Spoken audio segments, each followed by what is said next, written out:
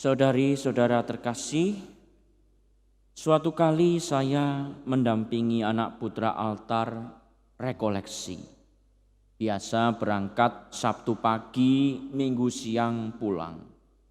Sebelum berangkat, ketika anak-anak sedang menunggu bus, ada putra altar kelas 5 SD yang saya lihat sejak datang di gereja itu main game di HP terus. Main HP terus, tidak ngobrol sama teman-temannya.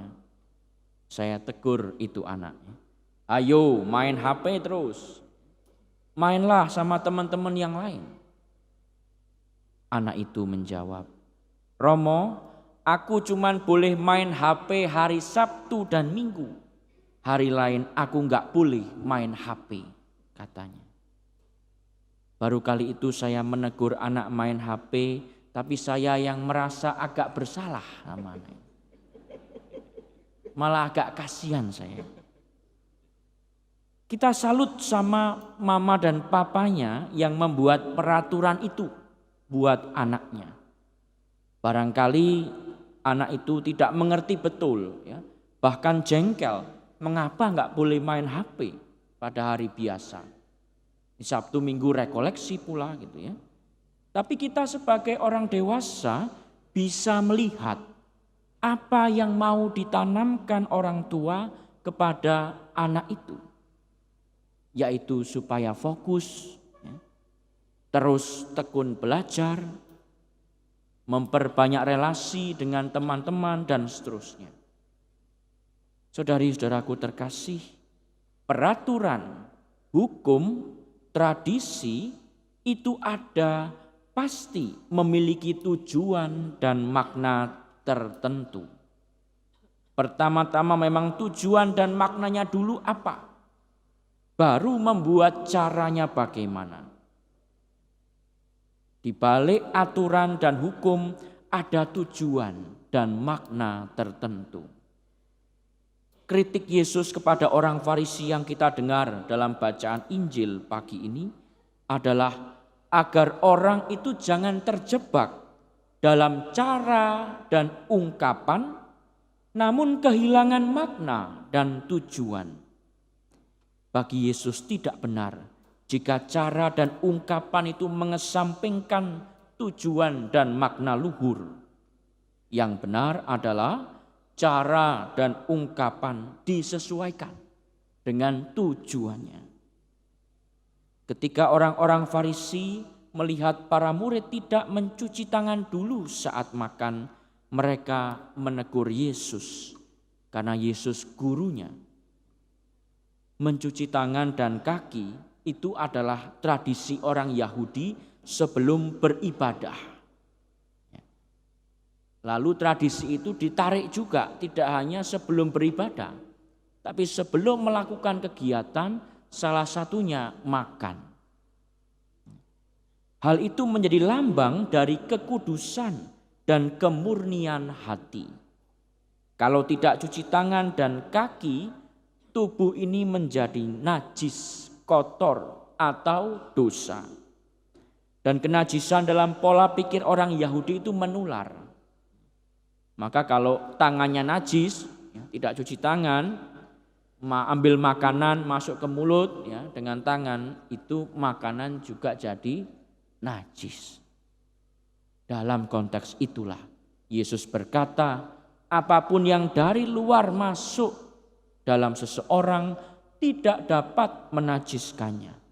Tetapi apa yang keluar dari seseorang itulah yang menajiskannya.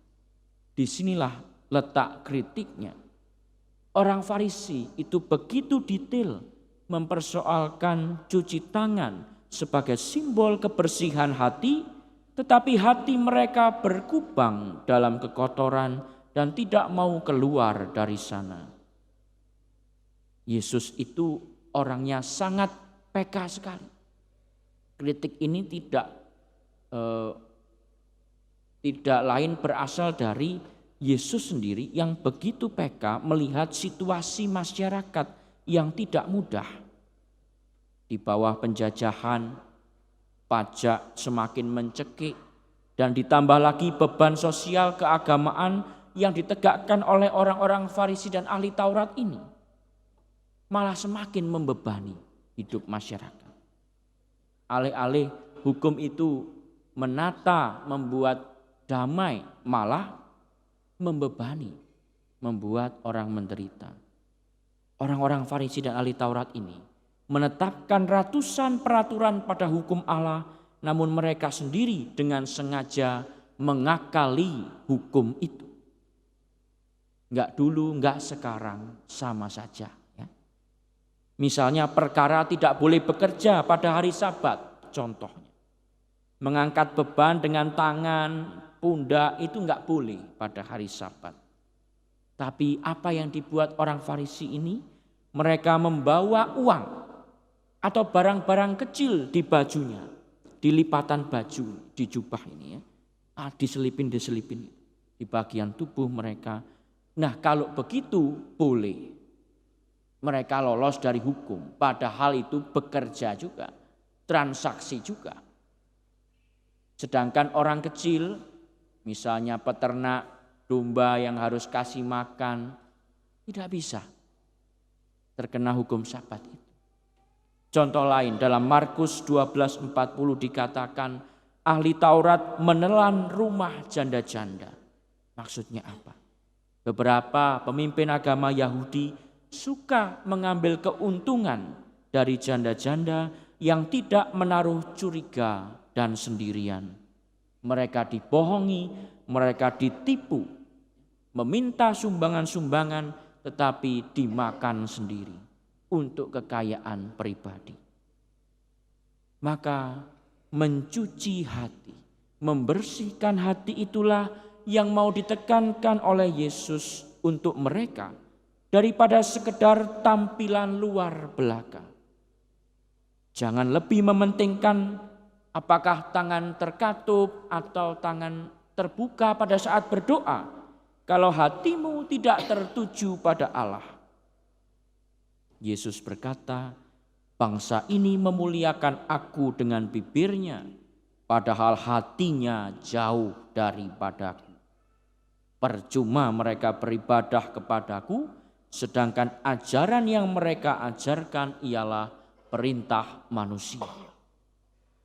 Kadang-kadang kita lebih suka berdebat soal itu, boleh tidak boleh. Seperti anak SD tadi, boleh main HP atau tidak. Berdoanya harus jam 9 apa jam 12 malam. Atau macam-macam.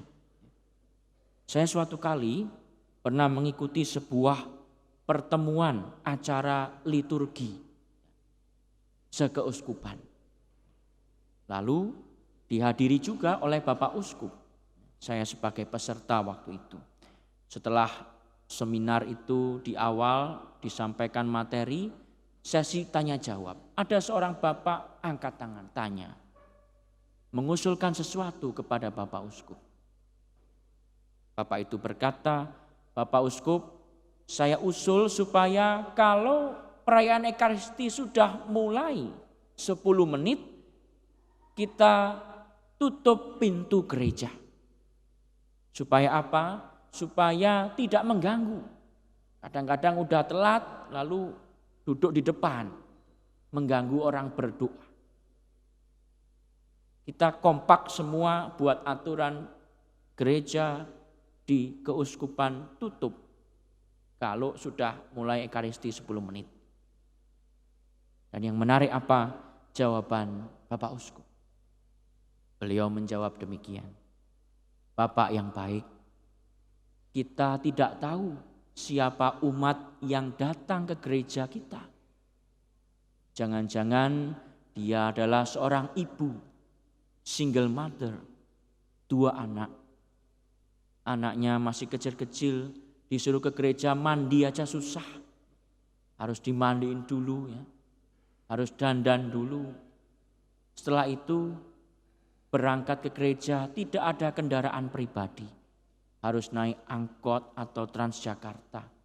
Kan gak mungkin nyuruh supirnya, cepet Pak saya mau ke gereja. Gak bisa. Bapak Uskup tidak menjawab boleh atau tidak boleh. Dia menjawab demikian. Dan itulah saya kira suatu yang keluar dari hati. Itulah yang menjadi penting dalam kita mengambil keputusan, dalam kebijaksanaan kita mengambil keputusan.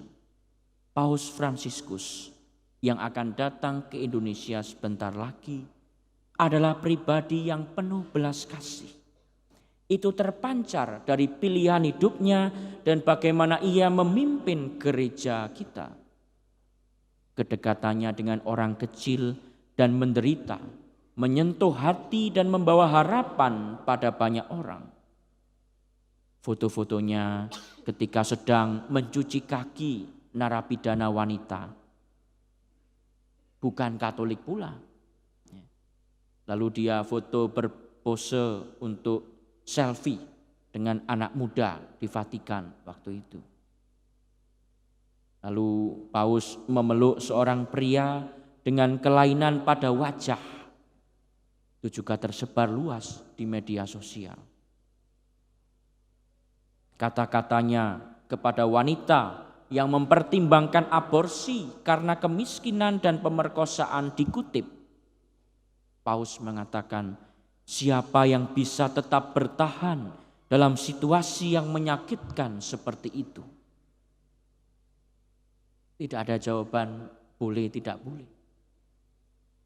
Kepada orang LGBT, dia berkata, jika seorang homoseksual memiliki niat baik dan sedang mencari Tuhan, saya bukan siapa-siapa untuk menghakimi. Kepada umat Katolik yang bercerai dan menikah lagi sehingga dia dilarang menerima komuni, Paus mengatakan, komuni bukanlah hadiah bagi orang sempurna, tetapi obat yang ampuh dan makanan bagi yang lemah. Saudari-saudaraku yang terkasih, membersihkan hati tidak lain adalah dengan mengasihi. Menjadi orang saleh yang dekat dengan Tuhan, yang mendengarkan sabda Tuhan, pasti mengasihi sesama, bukan menjadi beban, penderitaan, dan batu sandungan bagi orang lain. Bacaan kedua dari surat Rasul Yakobus mengatakan, tetapi hendaklah kamu menjadi pelaku firman dan bukan hanya pendengar saja. Sebab jika tidak demikian, kamu menipu dirimu sendiri. Ibadah yang murni dan yang tak bercacat di hadapan Allah Bapa kita ialah mengunjungi yatim piatu dan janda-janda dalam kesusahan mereka dan menjaga supaya dirinya sendiri tidak dicemarkan oleh dunia. Kalau sekarang kita menanti kedatangan Paus, saya rasa pesan-pesan seperti itulah yang kita juga nantikan dalam apa yang Paus katakan di Indonesia ini. Kesalehan dan kekudusan itu bukan dari tampilan, tetapi dari apa yang terpancar dari hati dan terungkap dalam cara hidup. Amin.